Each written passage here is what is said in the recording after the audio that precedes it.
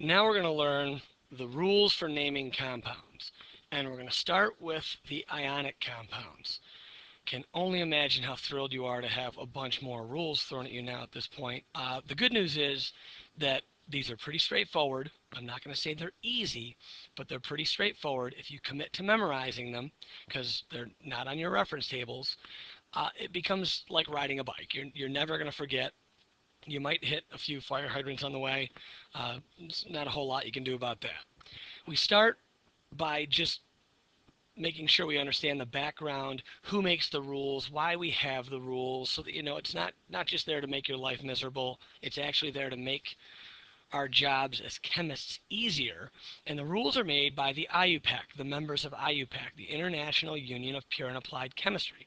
And this isn't the only thing they do, but it's one of their responsibilities to come up with a universal way of naming compounds. And you can only imagine what kind of party that must be.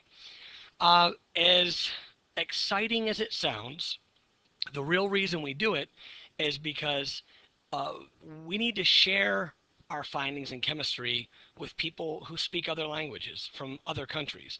And if we're all calling the compounds different things, it makes communication impossible.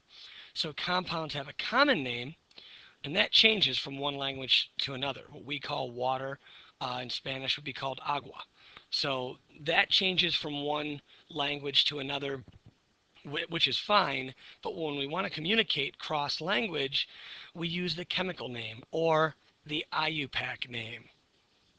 And that way, anyone in any country can understand what anyone in any other country is talking about.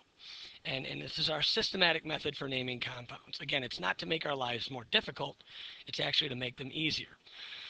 So we said we're going to start with ionic compounds, and we're going to start simple when we have a metal and a non-metal. Since we said before, we always name the positive element first, we don't change it.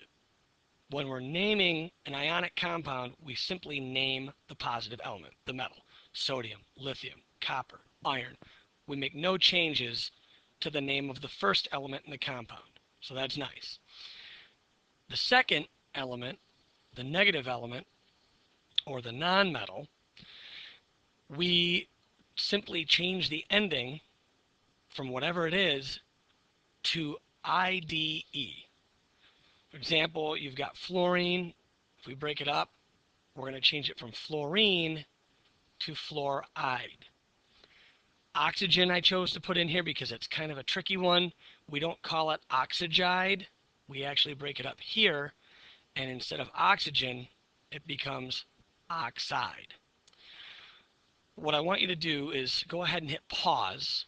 Try these examples where I've given you the formulas and you have to come up with the names. Again, just break them apart, name the first element, and then change the ending on the second element to IDE. In these examples, I've given you the names, and you have to come up with the formulas.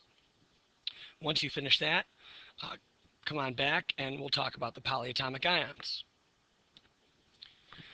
Now, the polyatomic ions, the great thing about this is that they are named exactly as they're seen on Table E. So in the first case, we break it up. We have a metal and a negative polyatomic ion. We already said the first element, the metal, doesn't change. So you'll name the polyatomic ion here exactly as you see it on Table E. Same thing goes with the second example. Our third and fourth examples, well, the third example, we actually have two polyatomic ions. So go ahead, fill them in, and we'll check our answers in class tomorrow.